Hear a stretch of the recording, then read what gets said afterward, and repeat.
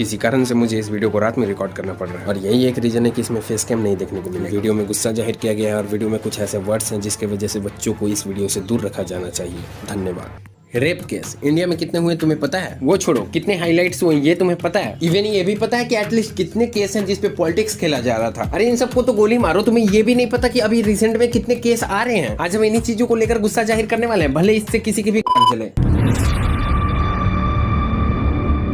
कोलकाता का केस, इस पे सभी बात कर रहे हैं। विक्टिम एक डॉक्टर थी। मैं इस पे ज्यादा बात नहीं करूंगा क्योंकि तुम्हें ये ऑलरेडी पता होगा। पब्लिक इस चेहरे के पीछे हाथ धोकर पड़ी हुई है और मैं भी इस बात से सहमति दिखा रहा हूँ कि भाई इस बुढ़ी को अपना कुर्सी छोड़ ही देना चाहिए। अब बिहार के इस केस को देखो। मुजफ्फरपुर जिले से 14 साल की बच्ची को उसके घर से रात को उठा लिया जाता है, वो भी सबके सामने। बाइक से 3-4 लोग आते हैं और चाकू के दम पे दरवाजा खटखटा के बच्ची को घर से उठाकर ले जाते हैं और फिर उसका शोषण करते हैं और उसके प्राइवेट पार्ट को चाकू से डैमेज कर देते हैं। आरोपी एक अधेड़ उम्र का आदमी है जो कि पहले से शादीशुदा था। वो 14 साल की बच्ची से शादी करना चाह रहा था और इस बात से मना करने के बाद इस घटना को अंजाम दिया गया। उत्तराखंड में एक नर्स जो हॉस्पिटल से अपने घर जा रही थी, उसका रेप और मर्डर कर दिया जाता है। 14 अगस्त को एक रेपिस्ट अरेस्ट होता है। मेरठ में 2 साल के बच्ची का रेप और मर्डर कर दिया जाता है। आंध्र प्रदेश में एक 8 साल के बच्ची का गैंग रेप होता है और यहाँ पर तो तीनों रेपिस्ट खुद बच्चे ही हैं भाई, जिनका एज यही कुछ 13, 14, 15 साल हो रहा है और ये पोर्नोग्राफी की वजह से इस घटना को अंजाम देते हैं। फिर 19 अगस्त यूपी मुरादाबाद के इस केस को देखो। एक नर्स को जबरदस्ती कमरे में ले जाया जाता है और वहाँ पर उसका रेप हो जाता है, जिसमें उसी हॉस्पिटल के डॉक्टर शामिल है। और तुम्हें क्या लगता है ये बहुत सारे केस हैं? नहीं, इंडिया में होने वाले ये